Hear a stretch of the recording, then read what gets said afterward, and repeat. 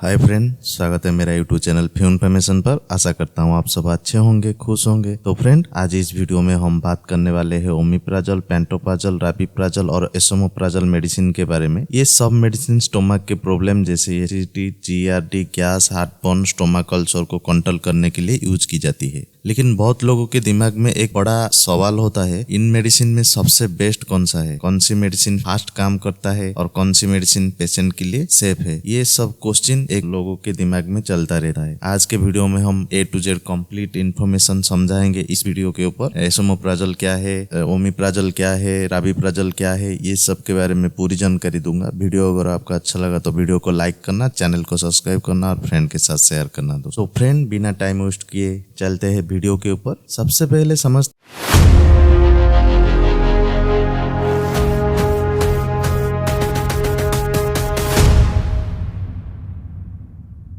हैं कि पीपीआई क्या होता है। पीपीआई का फुल फॉर्म है प्रोटॉन पंप इनहिबिटर। ये मेडिसिन स्टोमक में बनने वाले एसिड को कम करता है। ये होता है पीपीआई। इससे काम कैसे करता है ह्यूमन बॉडी में पीपीआई?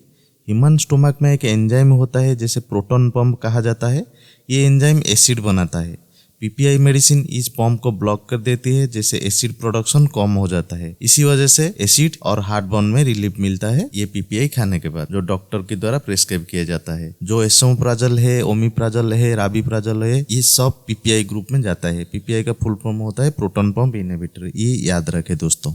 तो फ्रेंड, उसके बाद जानते हैं ओमिप्राजोल क्या है। ये भी जानना जरूरी होता है। ओमिप्राजोल क्या है? ओमिप्राजोल, राबिप्राजोल और एसोमोप्राजोल और जो पेंटोप्राजोल है, ये एक मेडिसिन का कंपोजिशन है, मॉलिक्यूल है दोस्तों। मेडिसिन कोई भी हो, परंतु ये कंपोजिशन सब में सेम रहता है पीपीआई में। तो फ्रेंड, ओमिप्राजोल पीपीआई ग्रुप की सबसे पुरानी और कॉमनली यूज्ड मेडिसिन है, ये याद रहे। जो ओमिप्राजोल होता है, ये चारों में ओमिप्राजोल बहुत ही पुरानी मॉलिक्यूल है दोस्तों। डॉक्टर इसको प्रिस्क्राइब करते हैं acidity, GRD, gastric, peptic ulcer, H pyloric infection treatment के लिए दोस्तों। ये जो ओमिप्राजोल यूज होता है acidity, GRD, gastric ulcer, peptic ulcer, H pyloric infection cases में डॉक्टर इसे प्रिस्क्राइब करते हैं दोस्तों।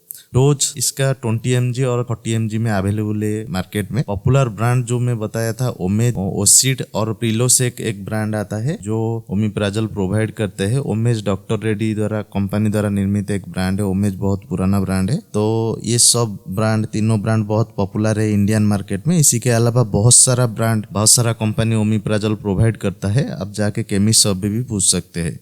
तो साइड इफेक्ट इसको खाने के बाद क्या क्या देखना पड़ सकता है ओमिप्राजोल को? कुछ केसेस में, रेयर केसेस में आपको हेडेक और नौजिया, गैस, पेट दर्द और डायरिया भी हो सकता है ओमिप्राजोल खाने के बाद, ये याद रहे। उसके बाद हम जानते हैं कि पेंटोप्राजोल क्या है। पेंटोप्राजोल भी एक पीपीआई है दोस्तों। पेंटोप्राजोल भी एक प्रोटॉन पंप इनहिबिटर मेडिसिन है जो एसिडिटी को कंट्रोल करने के लिए डॉक्टर प्रिस्क्राइब करते हैं। ये चारों मेडिसिन जो मैं बताया, ओमिप्राजोल, पेंटोप्राजोल, राबिप्राजोल और एसोमोप्राजोल, ये चारों पीपीआई ग्रुप में जाता है। ये याद रहे, प्रोटॉन पंप इनहिबिटर ग्रुप में ये जाता है। चारों की काम है कि आपको जो गैस्ट्रिक है, गैस्ट्रिक अल्सर है, ये सबको कम करे। तो यूजेस किस किस जगह में पेंटोप्राजोल को किया जाता है? डॉक्टर की प्रेस्क्रिप्शन से जीआरडी केसेस में दिया जाता है, एसिड रिफ्लक्स केसेस में दिया जाता है, गैस्ट्रिक, सीवियर गैस्ट्रिक केसेस में भी दिया जाता है, स्टोमक अल्सर केसेस और जोलिंजर इलिसन सिंड्रोम केसेस में पेंटोप्राजोल को डॉक्टर प्रिस्क्राइब करते हैं दोस्त। डोजेस ओमिप्राजोल की तरह 20 mg और 40 mg की डोजेस में ये अवेलेबल है मार्केट में।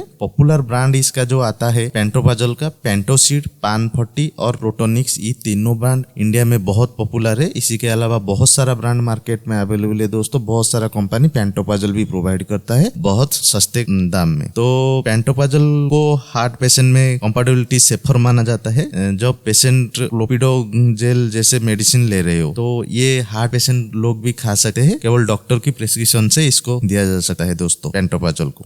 तो फ्रेंड, राबिप्राजोल क्या है ये भी जानना जरूरी होता है। राबिप्राजोल, ओमिप्राजोल और पेंटोप्राजोल जैसे पीपीआई ग्रुप की मेडिसिन है, लेकिन ये फास्ट एक्टिंग और कंपैरेटिवली पावरफुल मानी जाती है राबिप्राजोल को। दोनों मैंने पहले बताया, ओमिप्राजोल और पेंटोप्राजोल से राबिप्राजोल बहुत पावरफुल है। यूजेस किस किस केसेस में डॉक्टर इसको प्रिस्क्राइब करते हैं? वही गैस्ट्रिक केसेस में डॉक्टर प्रिस्क्राइब करते हैं दोस्तों। जिस पेशेंट को जीआरडी, सीवियर एसिडिटी और गैस्ट्रिक ज्यादा होता है और पेप्टिक अल्सर हो गया है, उसी केसेस केसेस में डॉक्टर रैबिप्राजल को ही प्रिस्क्राइब करते हैं। डोज ओमिप्राजल और पेंटोप्राजल की तरह 20 mg और 40 mg में मार्केट मिलता है। और पॉपुलर ब्रांड जो मार्केट में है राबलेट, राजो और एसीएक्स, इस तीनों बहुत पॉपुलर है इंडियन मार्केट में। इसी के अलावा बहुत सारा ब्रांड मार्केट में अवेलेबल है जो रैबिप्राजल प्रोवाइड करता है। बहुत सारा कंपनी बहुत सस्ती दाम पे रैबिप्राजल को प्रोवाइड करते हैं इंडियन मार्केट में। तो फ्रेंड, इसी के अलावा जानते हैं और एक मॉलिक्यूल एसोमोप्राजल। एसोमोप्राजल क्या है? एसोमोप्राजल जो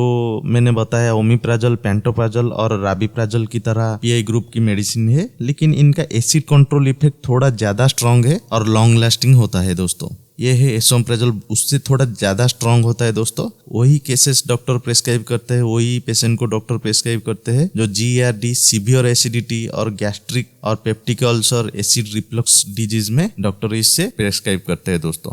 डोज उसी तरह से जो मैं तीनों मॉलिक्यूल बताया, ओमिप्राजल और रैबिप्राजल, पेंटोप्राजल, उन्हीं के जैसे ही 20 mg और 40 mg में मार्केट में अवेलेबल है। पॉपुलर ब्रांड जो मार्केट में आता है नेक्सियम और एसोमैक, ये तीनों इंडिया में बहुत पॉपुलर है दोस्तों। उसी के अलावा बहुत सारा ब्रांड मार्केट में प्रोवाइड करते हैं एसोमोप्राजल, तो आप केमिस्ट शॉप पे जाके भी पूछ सकते हैं। ये वीडियो देख के आप कभी भी जो पीआई लेने का कोशिश मत कीजिए, नहीं तो आपको गंभीर साइड इफेक्ट भी हो सकता है दोस्तों।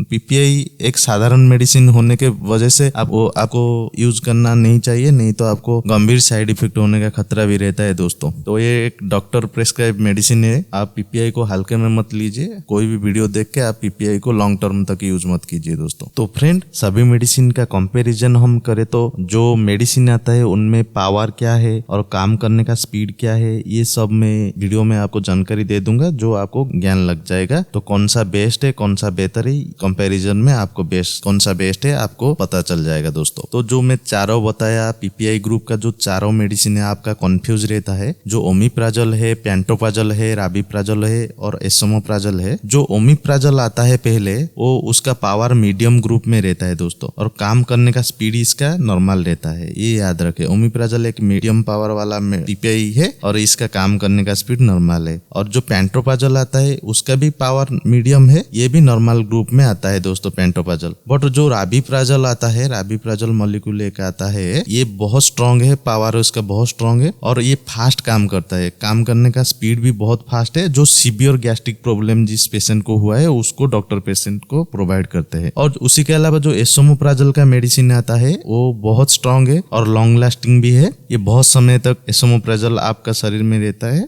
खासकर देखे तो जिसका जो भी पीपीआई है, चारों पीपीआई आपकी बॉडी में 24 आवर तक रहते हैं। उसी के अलावा लॉन्ग लास्टिंग ये एसोमोप्राजल ही करता है दोस्तों, बहुत स्ट्रांग है। ये severe gastric cases, severe ulcer cases, peptic ulcer cases में डॉक्टर एसोमोप्राजल को प्रिस्क्राइब करते हैं दोस्तों। जनरली मैं बात करूं तो माइल्ड एसिडिटी केसेस में ओमिप्राजल प्रिस्क्राइब किया जाता है डॉक्टर के हिसाब से, और जीआरडी केसेस में पेंटोप्राजल को प्रिस्क्राइब करते हैं, और सीवियर एसिडिटी केसेस में रैबिप्राजल को डॉक्टर प्रिस्क्राइब करते हैं। और क्रोनिक जीआरडी जैसे जो स्ट्रांग एसिड कंट्रोल करने के लिए जिसको सीवियर एसिड प्रॉब्लम है उसको डॉक्टर एसोमोप्राजल प्रिस्क्राइब करते हैं दोस्तों। लॉन्ग टर्म साइड इफेक्ट में आपको बता दूं तो इसको लॉन्ग टर्म तक लेने तक क्या आपको साइड इफेक्ट देखना पड़ सकता है। ये चारों को आप एसोमोप्राजल खाओ, रैबिप्राजल खाओ या पेंटोप्राजल खाओ, जो एसोमोप्राजल खाओ, इसको लॉन्ग टर्म लेने पर क्या क्या साइड इफेक्ट देखना पड़ सकता है। क्योंकि कुछ लोग है कि थोड़ा छाती में जलन हुआ, एक पीपीआई खा लिया, ऐसे खाना नहीं चाहिए था, कि इसको लॉन्ग टर्म तक नहीं खाना चाहिए था। क्या क्या साइड इफेक्ट है मैं बताता हूँ, आप ध्यान से सुनिए दोस्तों। अगर इन मेडिसिन को लॉन्ग टर्म तक यूज किया जाए तो कुछ रिस्क हो सकते हैं, जैसे कि विटामिन B12 का डेफिशिएंसी होना। इसको लॉन्ग टर्म तक यूज करने तक विटामिन B12 का डेफिशिएंसी होता है, और मैग्नीशियम का भी डेफिशिएंसी होता है दोस्तों, और बोन फ्रैक्चर का भी रिस्क रहता है। आप पीपीआई में पहले से बताया, पीपीआई को आप हल्का मत लीजिए, ये एक डॉक्टर की प्रिस्क्रिप्शन का ब्रांड है दोस्तों। पीपीआई केवल गैस्ट्रिक को कम नहीं करता है, ये भी लॉन्ग टर्म तक लेने पर ये देखो क्या क्या साइड इफेक्ट निकल के आ रहा है। बोन फ्रैक्चर का भी रिस्क रहता है पीपीआई को लेके, और किडनी प्रॉब्लम बहुत रेयर केसेस में होता है। कुछ कुछ केसेस में भी किडनी का प्रॉब्लम होता है जो लॉन्ग टर्म तक ये जो पेंटोप्राजल, ओमिप्राजल, रैबिप्राजल, एसोमोप्राजल का पीपीआई लॉन्ग टर्म तक लेते। तो मेडिसिन लेने का सही टाइम क्या है ये भी जानना जरूरी होता है दोस्तों। पीपीआई मेडिसिन लेने का बेस्ट टाइम है सुबह एम्प्टी स्टोमक ब्रेकफास्ट से 30 मिनट पहले। आप कोई भी पीपीआई, जो चारों पीपीआई मैंने बताया, आप कोई भी पीपीआई डॉक्टर की प्रिस्क्रिप्शन से लिखा गया है तो आप एम्प्टी स्टोमक ही दिया जाता है दोस्तों।